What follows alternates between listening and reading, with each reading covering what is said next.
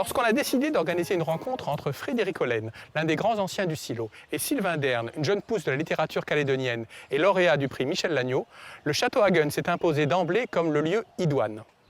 C'est en effet ici que Sylvain a écrit un peu et raturé beaucoup, comme il le dit. L'an dernier, il est venu au château Hagen pour une résidence d'écriture de la province sud qui a duré 3 mois.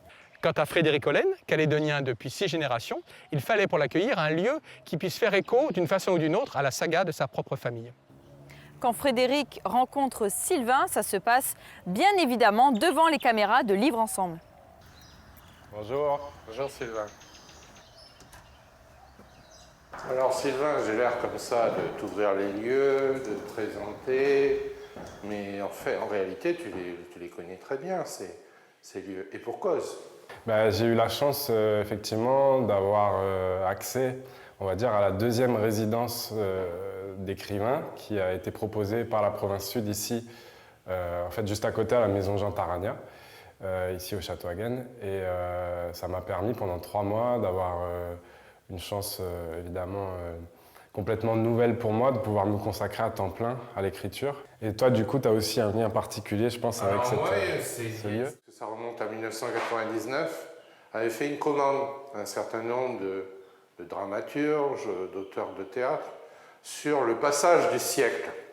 Nous étions dans les années 98-99, donc c'était un thème qui s'imposait. Et peut-être que c'est la première fois que ces lieux-là accueillaient un spectacle.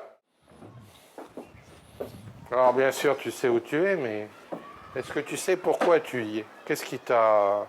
Quel chemin plus ou moins extraordinaire t'a amené à l'écriture et en ces lieux? Pour aller vite, je dirais que c'est venu peut-être au départ tout simplement de la lecture, évidemment. Mes parents me lisaient mes petites histoires avant de m'endormir, voilà.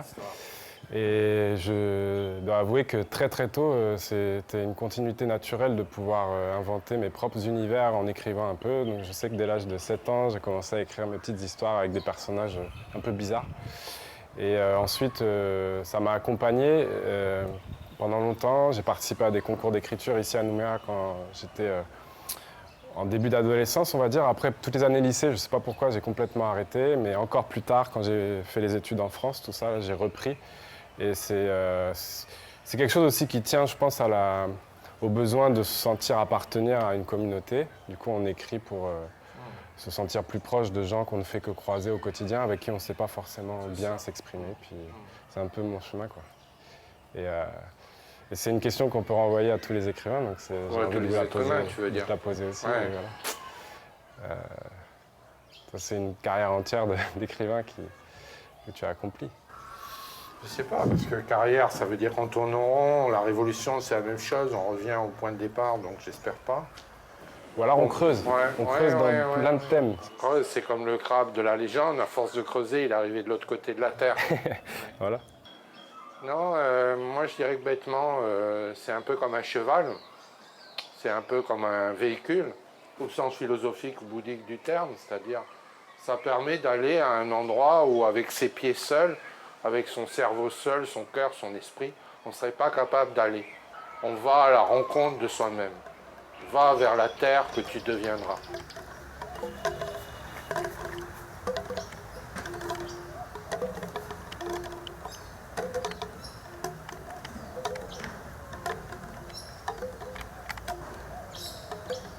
Ben écoute, on est un peu gâtés en ce moment parce que bientôt, dans une semaine, je crois, aura lieu le silo. Et ça, c'est vraiment la rencontre avec tout à la fois les gens du pays, qui se retrouvent, qui se connaissent, mais qui ne se voient pas si souvent que ça. Et puis, ce qu'on va appeler, de manière générale, les invités extérieurs. Et là, c'est pas téléguidé, c'est pas téléphoné. Il y a des atomes crochus avec les gens, avec les œuvres, ou pas. Donc c'est bien. On fait son marché, on écoute des intelligences, des beaux esprits.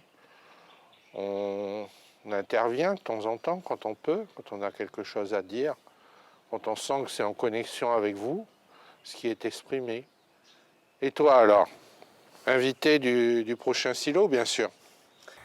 Oui, dans le cadre du prix Lagneau que j'ai eu l'an dernier. C'est une histoire que j'ai portée avec moi dans le sens où j'ai passé des années en France métropolitaine, j'ai pas mal bougé et bien sûr là-bas il y a une diaspora, on va dire entre guillemets océanienne et beaucoup de gens de Nouvelle-Calédonie, des Kanaks qui sont partis depuis les années 80 notamment, qui ne sont jamais revenus ici et qui sont partis pour une multitude de raisons, soit liées à des conflits, soit liées à la place qu'ils n'arrivaient pas forcément à trouver.